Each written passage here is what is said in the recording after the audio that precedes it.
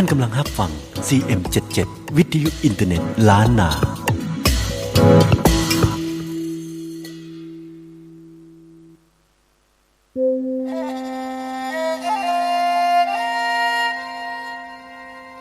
กำเมืองถ้าคนเมืองบอกอู้แล้วไผจะอู้เจ้า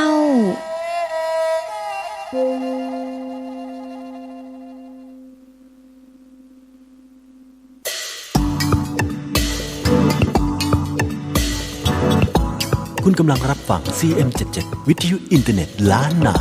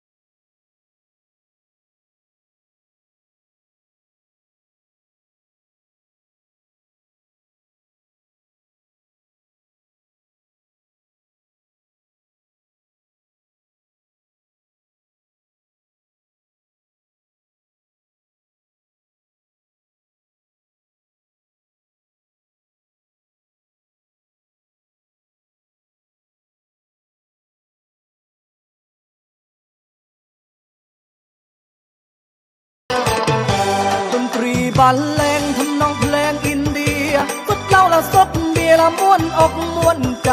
หมู่เฮาใจหญิงลุกขึ้นมาเร็วไวเอาทุกทิ้งไปมาครื้นเคร่งเฮฮาดนตรีสามชาลีลาไทยไทยบ่ต้องอายภัยลุกมารำวง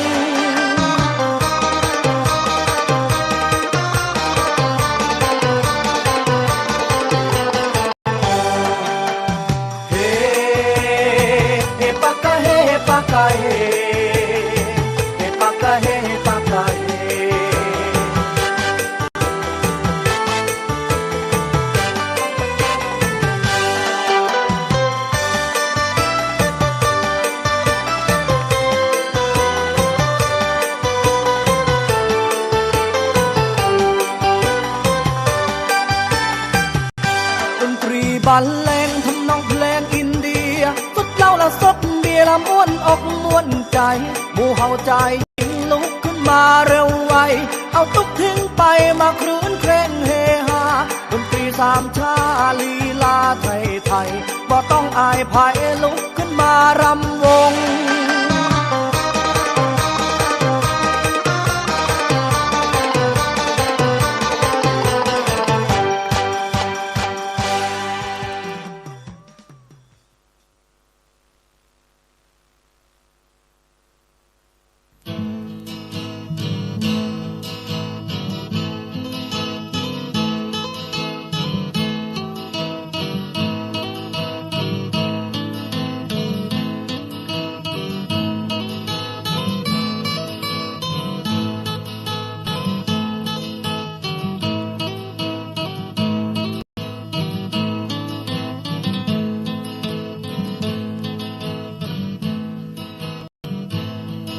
โตผมเป็นคนบ้านไก่เป็นลูกพ่อไทยแม่มุนเมืองเจอผมมันตึงหลังของพ่อแม่พี่น้องคอยอยู่แสนเมืองโตผมอยู่กับแม่เก่าเยนาปลูกเขาอยู่เหล่ามาเยิงบ้านผมของกินหลายอย่างกินเตอะอีนางมีแพ่หน่วยมาเอิงเติง มือแรงมือกินเหล้ากินแล้วบ่เมากินเหล้ากำเฟิงมือคืนสดมือแม่จันแสบๆคันๆพอถูกมาเยอะแต่ว่าตัวผมมือแอวขี่รถเจ็บแอวอย่ามาหาสีเหลืองวันซืนไปป้าสีม้อยอยู่บ้านหอมดอยปิ้นเปิดปิ้นเหลืองวันหน้าเฮาป้ากันใหม่ว่ามีตีไหนป้ากันที่เมืองเทิงเพลงยองก็มีต่อยโกหมูอีปีจะคิดขุนเคิงแต่งกันอูลินเอาโมนมาได้ก่อโกนตะเลิดเปิดเปิงผมเป็นลูกคุณยองพ่อแม่พี่น้องอูกันหูเลิง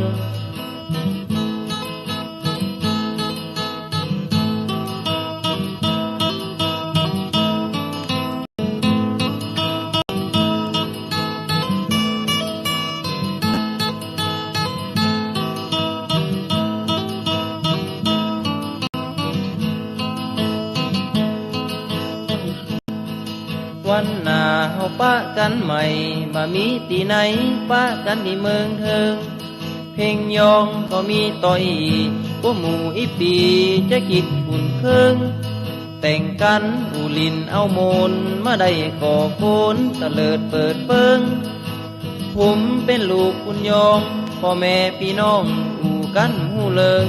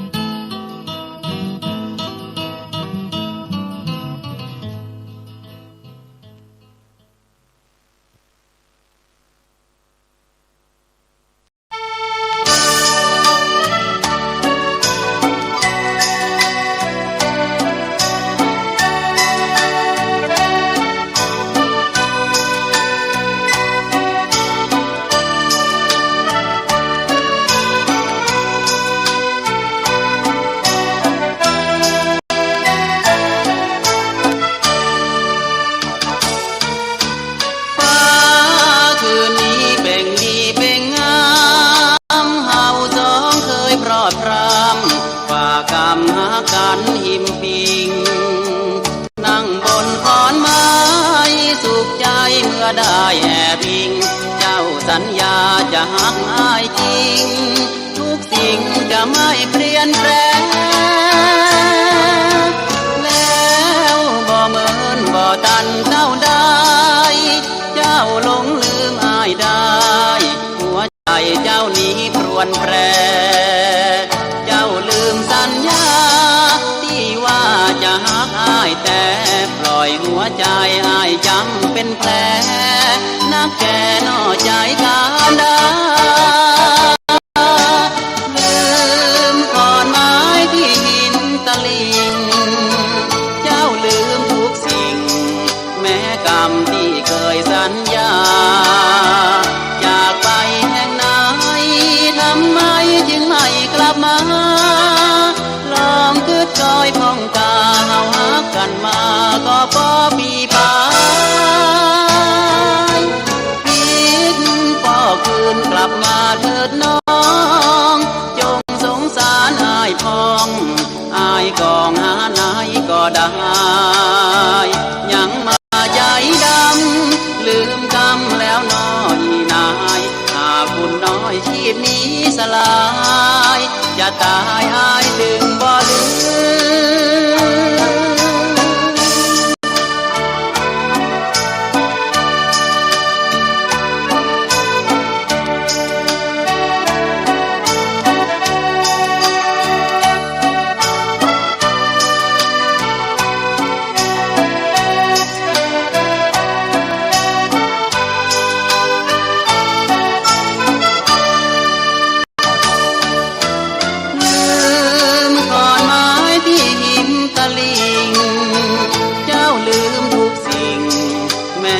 มที่เคยสัญญาอยากไปแห่งไหนทำไมจึงไม่กลับมาลองคือคอยพองตาเฮาหากันมาก็พอปีปายทิ้งป่อ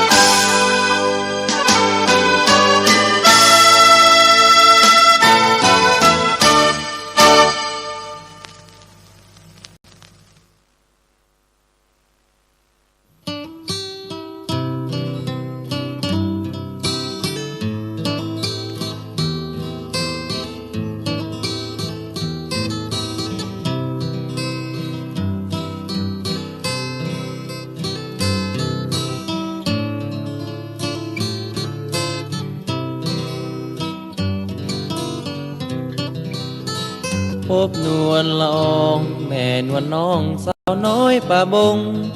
บ่าวน้อยป่าทอนยืนงงแม่ชมยงยังมางามแต่น้องงานบวชที่วัด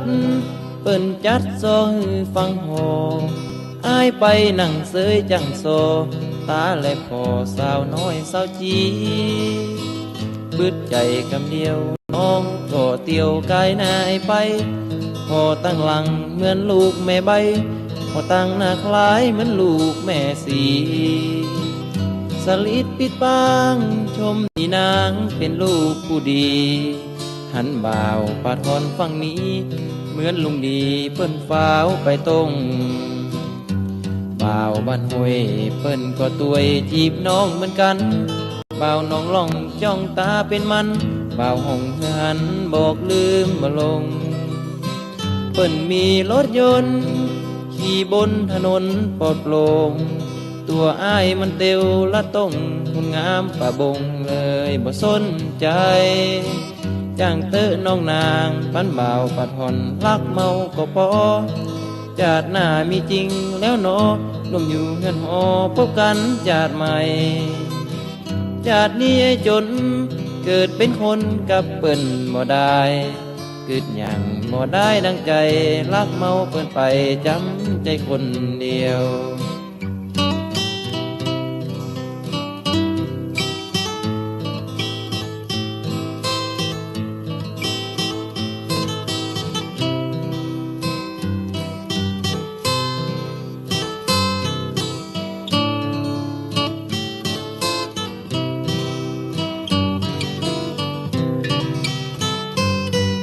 บ้านห้วยเปิ้นก็ตวยทีบน้องเหมือนกันบ่าวน้องล่องจ้องตาเป็นมันบ่าวห้องแค่หันบอกลืมบ่ลงเปิ้นมีรถยนต์ขี่บนถนนปลอดโปร่งตัวอ้ายมันเตียวละต้องงามป่าบงเลยบ่สนใจจ้างเตอะน้องนางบ้านบ่าวปาทอนรักเมาก็พอจาดหน้ามีจริงแล้วเนาะต้องอยู่เงินหอพบกันจาดใหม่จาดนี้ไอ้จนเกิดเป็นคนกับเปิ้นบ่ได้เกิดอย่างบ่ได้ดังใจรักเมาเปิ้นไปจำใจคนเดียว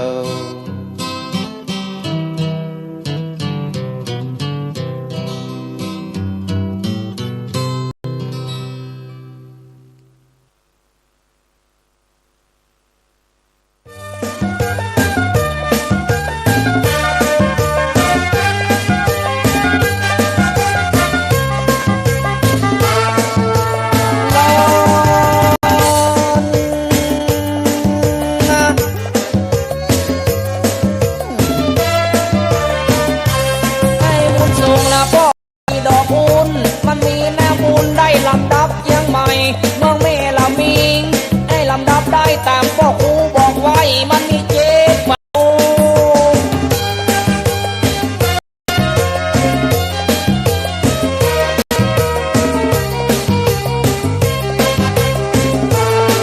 เจ้าสร้างประตูวันหนึ่งชื่อประตูลากแดงสองกาแฟเขาสามจางเปลือกที่ส่วนปรุง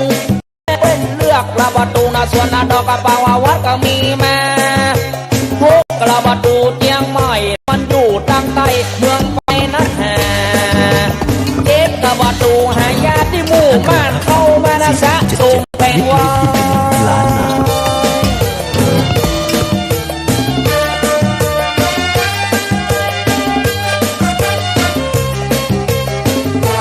แจ้งกูเรื่องแจ้งกระเต้าสีมุมว่าแจ้งหัวลินมีตีแจ้งกับคา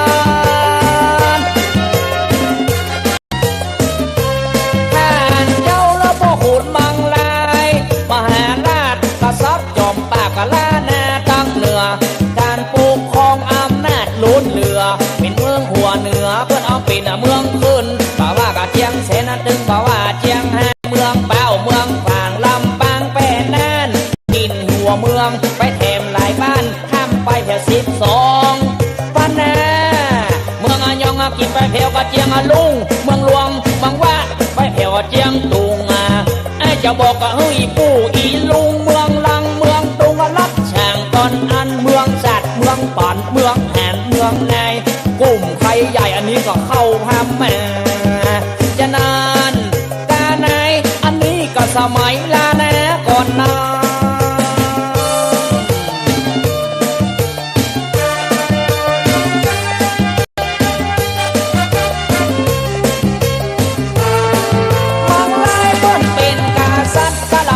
เศร้าฮะมีดากะเชื่อว่าพญาเราเมงนั่นน่ะนางเทพคำค่ายเป็นพระกมันดาเชื้อสายเปิดมาจากจีนเมืองกว้า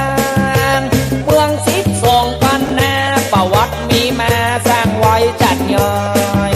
จะนานเมืองไทยลานาเชียงใหม่นะก็มาจากนา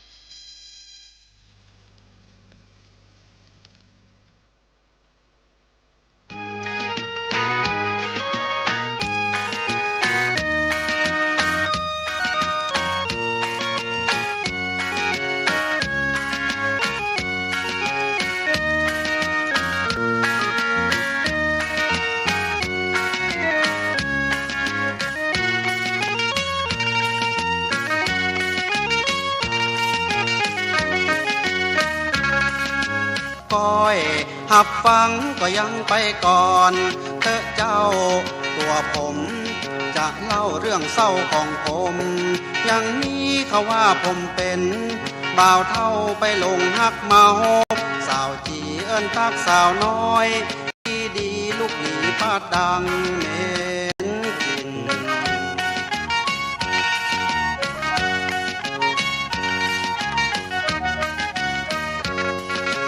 ตีนเข้าใส่ปึ้งปังแล้วยังหันหลังยักท่าอย่างเฮาเหมือนกับพี่ห้าพี่บ้าพี่บอพอกินพ้องเปียเอาอยู่กวาดปัดจะท่องด่าสัดปัดจะห้อยตีนหันห เฮายังแมงบดีกินน้ำตาพ่อรินไหลหล่น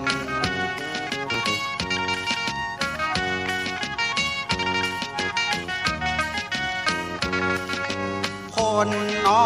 คนใครถามน้ำมนต์ละสักกำเตอเจ้าใจพี่ยังหลงมัวเมาใจเจ้าก็ทำไม่สนพี่ปองหักน้องแทบบ้า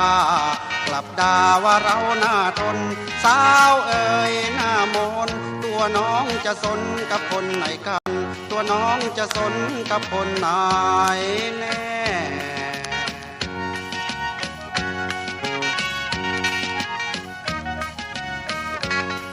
น้ำตาก็ปะย้อยปะปังมีก้าคนจังเฮียแน่บอกว่าสาวเกินสาวแก่บ่เลี้ยวบ่แลสักคนมีฮักแล้วก็เหมือนมีตุกเหมือนกำพระเทศหลายหนความฮักกับความยากจนแยกกันอยู่คนละจ้า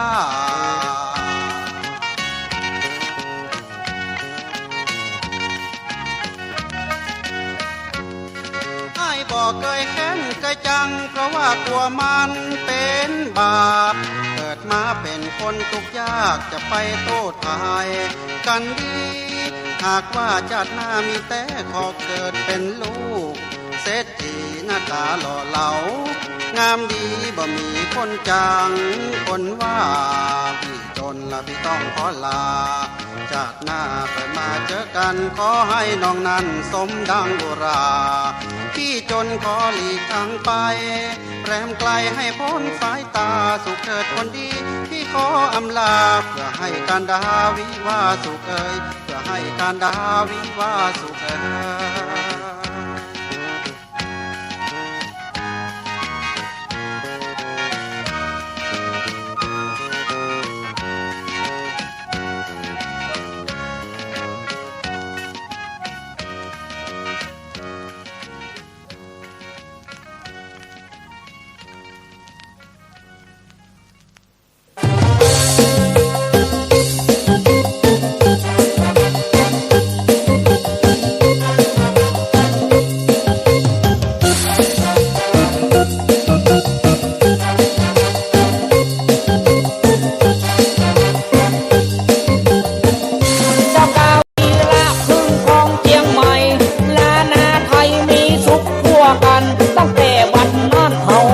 ได้หันหมู่พ่อแม่นีกันไปเมืองอาวันแล้วและคือเจียงใหม่แลกมา14 ปีแต่ว่าก็โชคดีมีคนอื่นแซงคือเจ้ากาวิละสมเปิ้นอวดแองวันอึดเพื่อนสร้างตูนบ้านรุ่งเรือง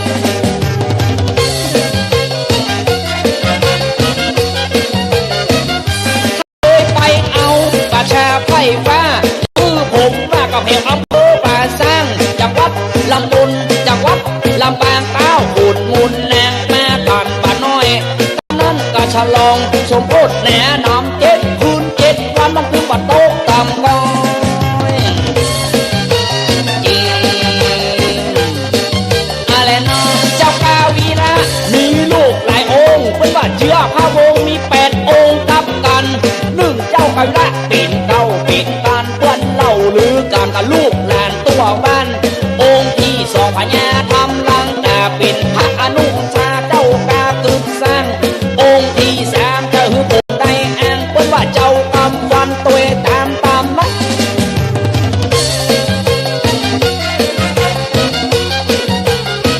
เป็นว่าองค์ที่4พญาพุทธเข้าองค์เจือใส่พระวงศ์กับองค์เจ้าเหมือนกันองค์ที่5ละอยากแก้ไขการนะเป็นเจ้ามหาโหดเนินอันนะชื่อเดิมชื่อมหานานวงศ์เป็นลูกของพระองค์องค์ที่2แบบนั้น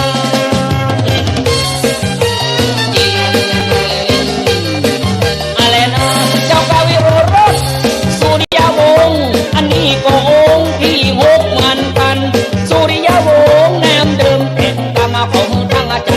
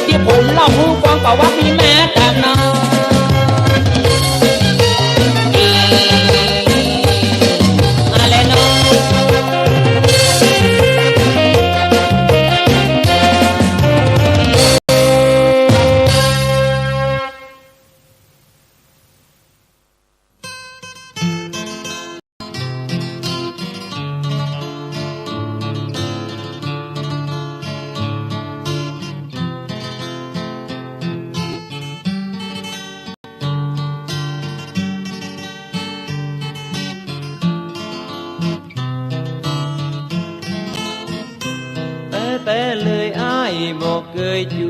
น้อง ตัวอ้ายไม้ปองหักน้องคนเดียว ตัวอ้ายบอกเคยแลเลี้ยวหญิงใดไหนมาข้องเกี่ยวหักน้องคนเดียวแต่เลย เมื่อยามที่อ้ายอยู่ไกลน้องอ้ายจะบ่ไม้ปองหญิงอื่นใดแต่เลยหญิงใดยิ้มให้อ้ายทำเฉยตัวอ้ายบอกเคยลืมน้องคนนี้ขอให้น้องเชื่อใจอ้ายจะบอกเปลี่ยนใจหักใครแน่นอนเชื่อใจอ้ายเตอะน้องมาต้องงอนน้องฟังอ้ายก่อนอ้ายหักน้องแต่เลยอ้ายนี้บอกเคยจูน้องตัวอ้ายจะไม้ปองหักน้องเป็นคู่เชยตัวอ้ายจะขอเปิดเผยคำว่าแต่เลยอู่กับน้องคนเดียว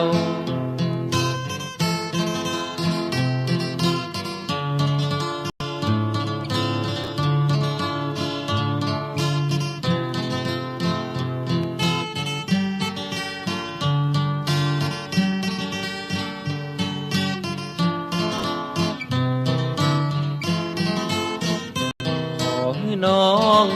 เชื่อใจอ้ายจะบอกเปลี่ยนใจ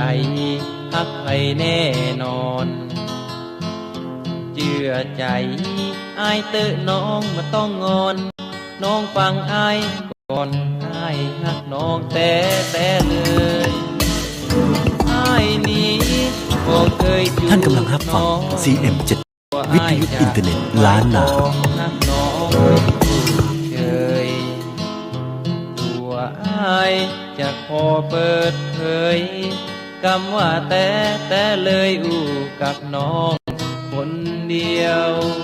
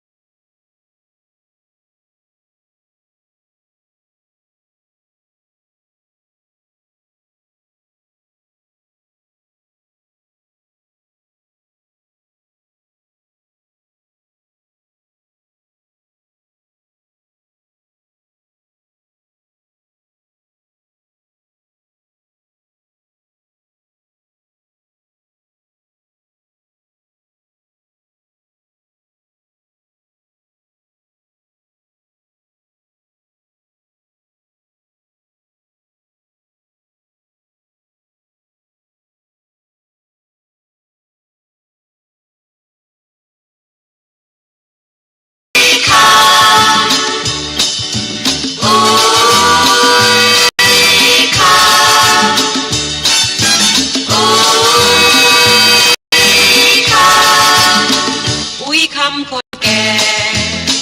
ท่าทางใจดีลูกผัวบ่มีเป็นดีเอ็นดูล้ำแรงนี้แดดอ่อนบ่หันอุ้ยคำเคยมาประจำอุ้ยคำไปไหนหมู่ผักบุ้งย่อสมเศร้าซบบ่ไหวเป็นจะได้ไปแล้วอุ้ยคำฟ้ามืดมัวหมนเมฆฝนคลึ้มดำเสียงพระอ่านธรรมขออุ้ยคำไปอุ้ยคำอุ้ยคำอุ้ยคำ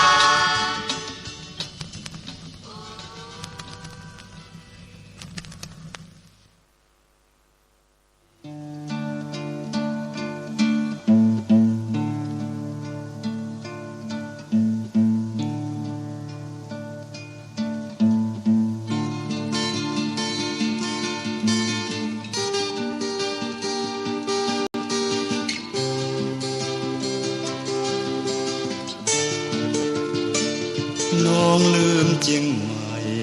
ลืมได้ลงคอจากไปแล้วหนออีพ่ออีแม่เปิ้นห่วงน้องลืมอายแล้วน้องแก้มยังมาหลอกลวงเมื่อพระจันทร์เต็มดวงลอยกระทงเฮาแอวด้วยกันน้องลืมอีพ่ออีแม่กาน้องอยากถามเนื้อทองนวลน้องยังมากึดสันน้องไปอยู่ไหนโซหาไอ้ก็บ่หันน้องลืมไอ้ปันลืมนาดีป้าแดงลุงมาเป็นคนเชียงใหม่ก็อยู่เชียงใหม่เตอะน้องเป็นสาวเนื้อทองนวลน้องต้องอยู่คู่นากึดดีเมื่อใดพี่คืนเชียงใหม่เตอะนามาช่วยเนียนาพ่อแม่เปิ้นก็แก่แล้วพี่คืนเชียงใหม่เตอะน้องคนดีจากไปหลายปีปิกมาเติดหนาน้องแก้วไอหมดปัญญาสอหาน้องนางเหี่ยแล้วปิกมาเติดน้องแก้วมาช่วยอายเลี้ยงหมู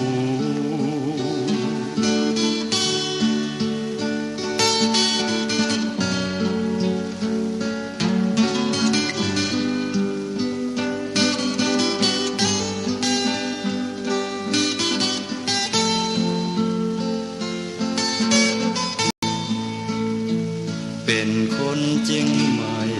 ก็อยู่เชียงใหม่เตอะน้องเป็นสาวเนื้อทองนวลน้องต้องอยู่กู้นากึดดีเมื่อใดพี่คืนเชียงใหม่เตอะนามาช่วยเนียนาพ่อแม่เปิ้นก็แก่แล้วพี่คืนเชียงใหม่เตอะน้องคนดีจากไปหลายปีปิกมาเติดหนาน้องแก้วไอหมดปัญญาโซหาน้องนางเหี่ยแล้วปิกมาเติดน้องแก้วมาช่วยอายเลี้ยงหมู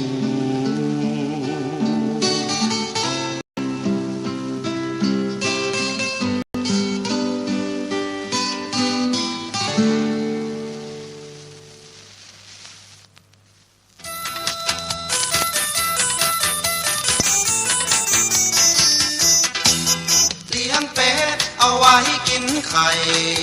เลี้ยงไก่เอาไว้กินจีนเลี้ยงควายเอาไว้ไถนาเลี้ยงหมาก็เอาไว้ อันใดก็ดีเลี้ยงได้เลี้ยงอันใดก็ดีแต่เลี้ยงเมียก็ดีมันจังโคกหัวเฮาขอเตือนเพื่อนก็ใจหมู่เฮาตั้งหลายตึงหนุ่มตึงเท่าเมียเฮาเป็นเอ็กเป็นแพ้ก็ต้องแยแสเป็นเรื่องของเขาเตะตีก็เจ็บเหียบ่ได้ปล่อยเขาว่าไปเพราะเอ็นดูเขาบ่ต้องถึงลงไม้ลงมือบ่ต้องถึงลงไม้ลงมือคือใจปืนเบอร์ลูกซองยาวๆเลี้ยงเป็ดเอาไว้กินไข่เลี้ยงไก่เอาไว้กินจีนเลี้ยงควายเอาไว้ไถนาเลี้ยงหมาก็เอาไว้เห่า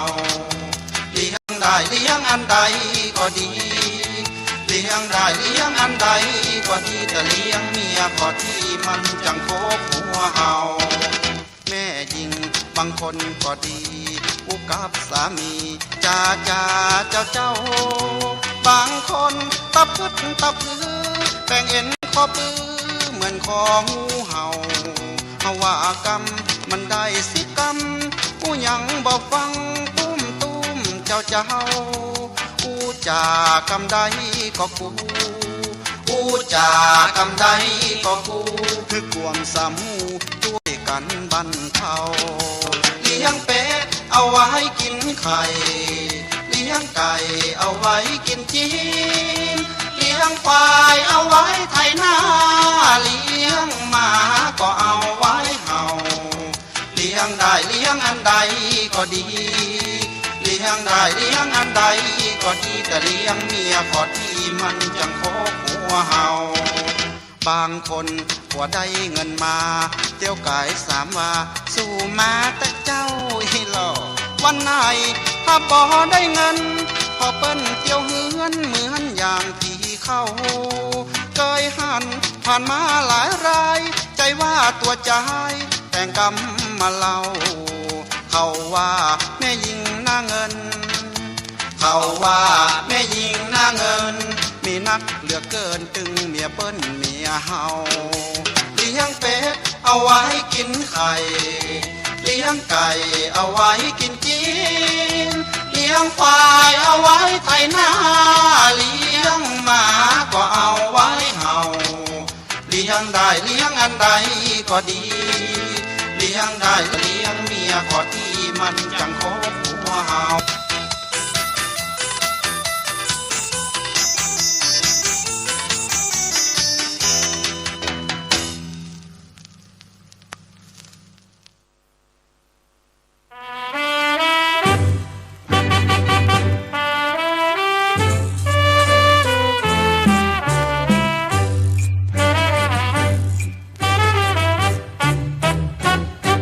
สะดุ้งบ่าเบาแววเสียงไอเสาเล่าขวัญอีเย็น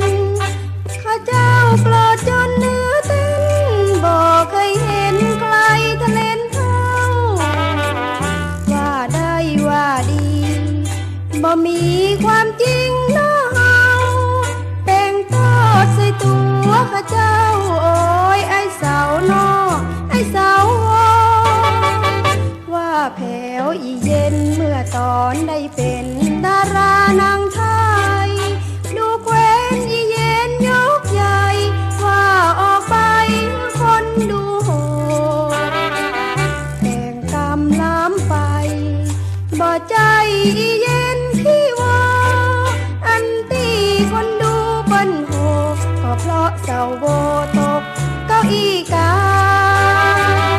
วันนั้นตอนบ่ายข้าเจ้าหันอ้ายเข้าไปในกาไปเสาะซื้อยาพวกหาดถ่ายพยาธิที่ร้านอยู่พาร้านนี้ปันขายเครื่องสำอางบ่ใจขายยาอ้ายไปถามคนขายว่าน้องๆให้ขอซื้อยาถ่ายสักกล่องเหรอโหอ้ายร้านนี้บ่ใช่ร้านขายยาแล้วเจ้าก็ฮั่นเหรอน้องไหนเจ้าอันใดเจ้าหากล่องสีแดงๆขนาดอ๋ออันนั้นบ่ใช่ยาถ่ายแล้วเจ้าโหก็อะไรยังเหรอน้ำยาสระผมยาเจ้า ปอเนี่ยหมอยมาต้องมาเถียงอ้ายวันนั้นอ้ายก็เคยซื้อไปกินแล้วนะโหอ้ายเป็นจะได้พ่องเจ้าปวดโซ่ลงดีสนาดคนในร้านป่ากันเฮิดไข้หัวตายแล้วเศร้าโวโอ้พุทโธธัมโมสังโฆอ้ายควรจะได้หับโลยอดดาวโมควันชายชายชั่วเล่าขวัญข้าเจ้าไอ้เศร้าบ่สามงอนตัวชอบเพียกชอบว่าปันชั่วบ่ทีเรื่องตัวบ่นึกถึงเล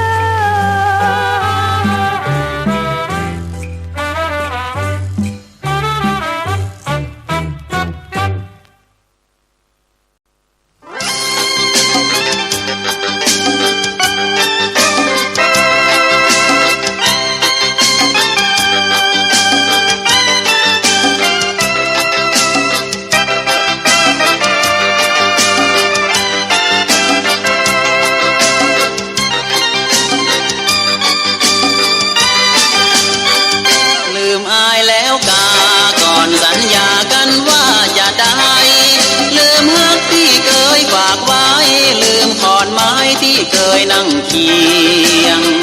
ลืมเปียดลืมสาลืมโอ่งหาลืมมีดลืมเคียงมาตัดก้องสิ้นเพียงลืมอมเมียงลืมแม่ห่อยาลืมห่างกลางเพียงก่อนนั่งเคียงเธอเลี้ยงหลีกนี้ยาไม้เพียมือสาวจีเล่นอุ้มลีสองคนจันตาลืมควายแม่ว่องลืมแม่ข้องที่เคยใส่ป่ามาคือสั่งได้จ้า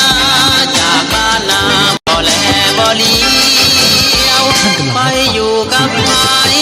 ที่ไหนต่างใดกันเล่าคือเดินหาเจ้าสุดโศกเศร้าอายเฝ้าและเลี้ยวจะเงียจะได้บ่มีไผซักเสื้อสักเดียวจำนักฮักเฮาแห้งเหี่ยวอยู่คนเดียวเป็นดีไข้ตายลืมอายแล้วกาน้องจันตาใหญ่ว่าใจดำชาตินี้เป็นเวรเป็นกรรมตัวยมาซ้ำตัวอายบ่วายคือทอดวันนั้นอายลืมเข้าหนุ่มจันคำขอเกือบตายเดียวซ้อหาอีนายจนน้ำลายพอเป็นกังเป็นเนียว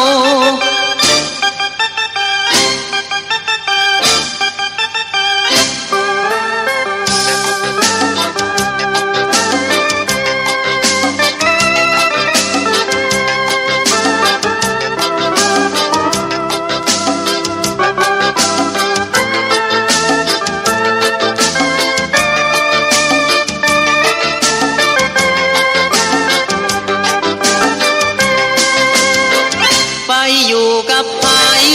ที่ไหนต่างใดกันเล่า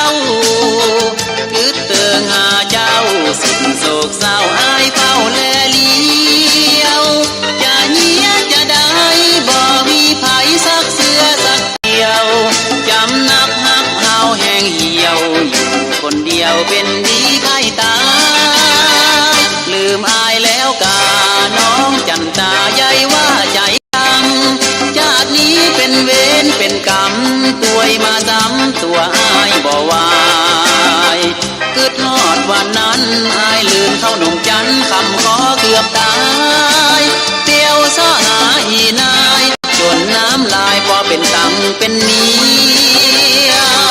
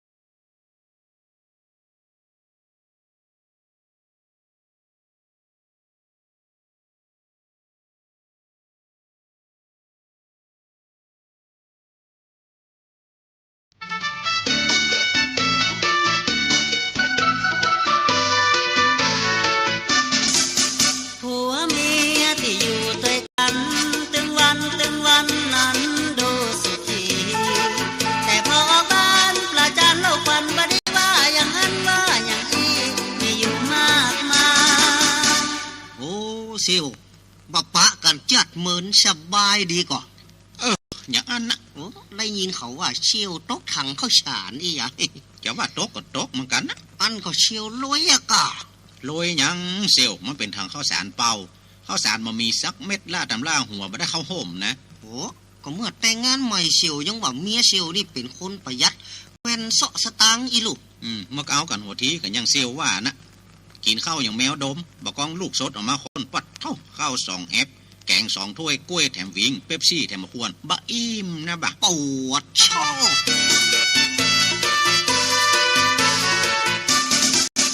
ตอนแรกก็ยังดีๆเข้าไปหลายปีแล้วมันเปลี่ยนไป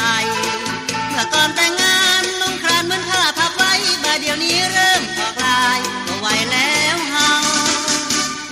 อู้ถึงเมียนี่เมียเซลนี่ไทยยังแควนน้อยกาแต่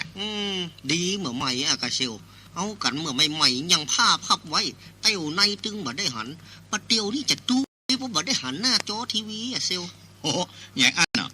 ก็เมียข้าน่ะกะเขาเตียวในไปตากหน้าจอทีวีว่าเซลเช้านิ้วก่อนนะอ๋อเหรอ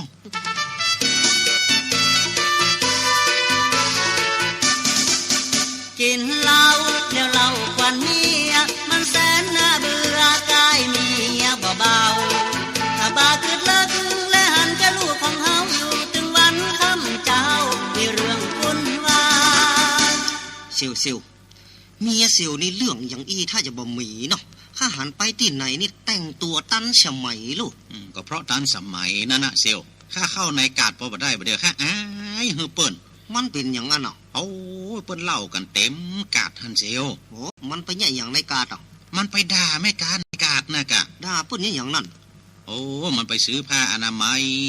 ชนิดใส่ห่วงนั่นนะแม่กาเปิ้นก็อุตส่าห์แนะนำให้ใจแบบแถบกาวแถบเกิลข้าก็บ่เข้าใจเนาะแม่กามันก็บ่ฮู้ว่าเมียข้านี่บ่หุ้มใส่เตียวไหนนะมันก็ใส่บัดจ้างปิ้นเอากาวขึ้นทางบนคิงว่าโลเชียวเฮ้ยถ้าเอาไปแจ้น้ำฝางกว่ากาวจะละนี่นะวันก็เพื่อเข้าตอนนะเชียวปวดเท่าอันล้ำเหลือเชียว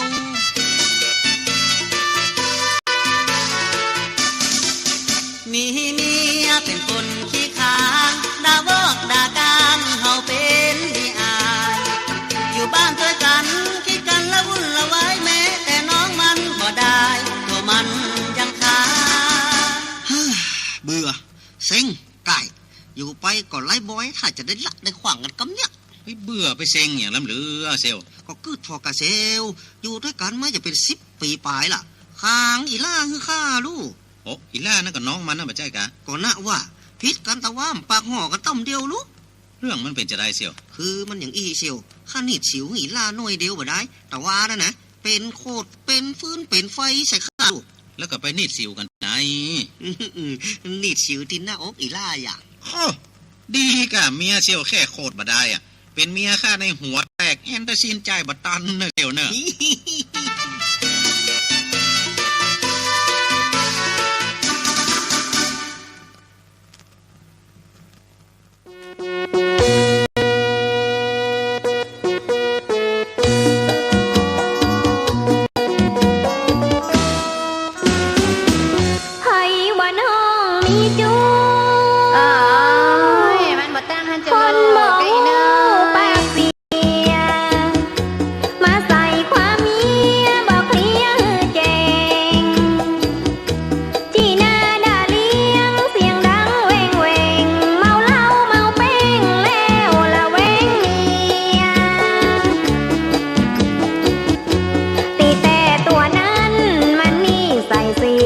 แปลงปากใส่เมียเกียร์สา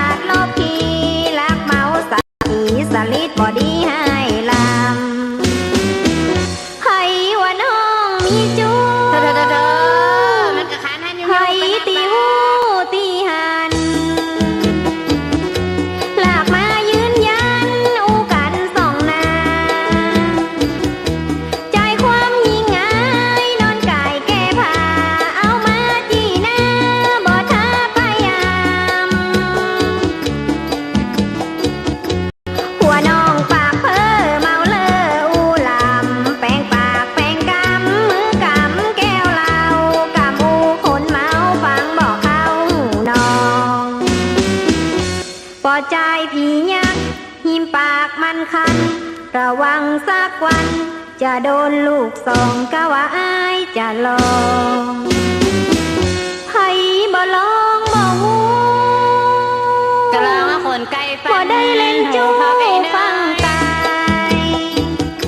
หมู่เขาป่อใจยังมีเมียหลายเมียเล่นสิที่แม่ยิงถูกเขาเตะเขาเน้นมากหลายใจเล่นเป็นอีวันทอง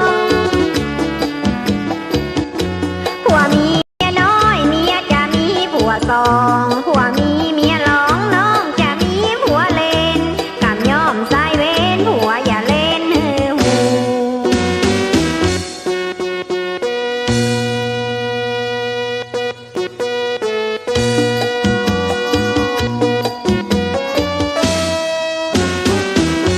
ปอใจพี่ยักหิมปากมันคันระวังสักวันจะโดนลูกสองกะว่าอายจะลอง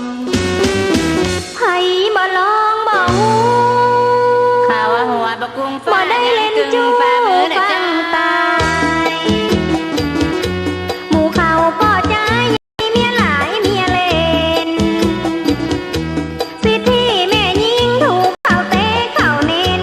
มากหลายใจเล่นเป็นอีวันทอง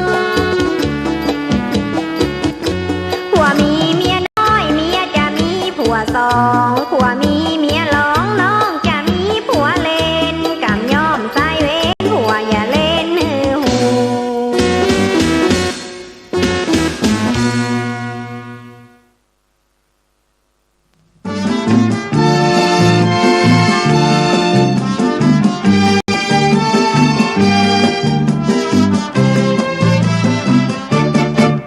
รำพึงเติมละปูนอาดูน้ำตาตกในจากมาบ่ใจลาไกลจำใจเพราะการศึกษาบ่ลืมละปูนรอกนาบ่ลืมละปูนรอกนาคิดเติมระยะสวนป่าลำใหญ่ป่อเอ้ยแม่เอ้ยฟังค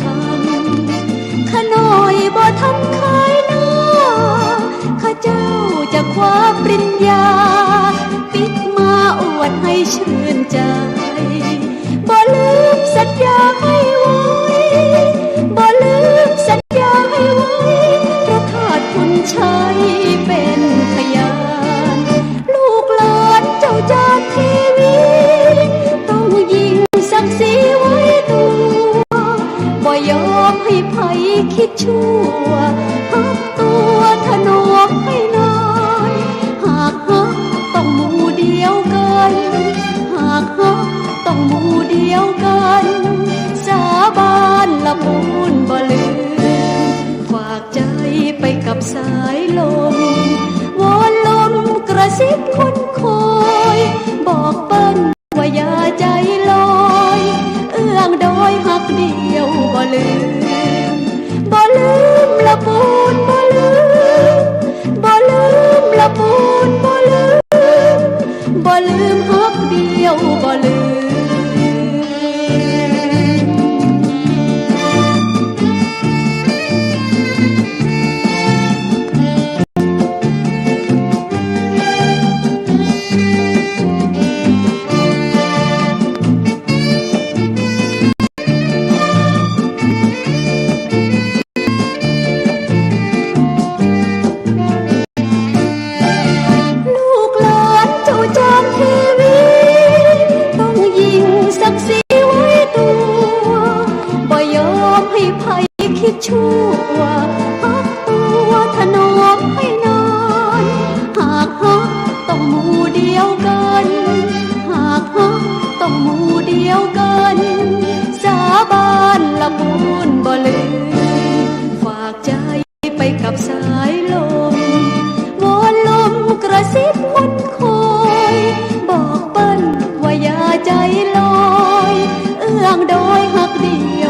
ลืมหักเดียวบ่ลืม ละปูนบ่ลืมบ่ลืมละปูนบ่ลืมบ่ลืมฮักเดียวบ่ลืมบ่ลื น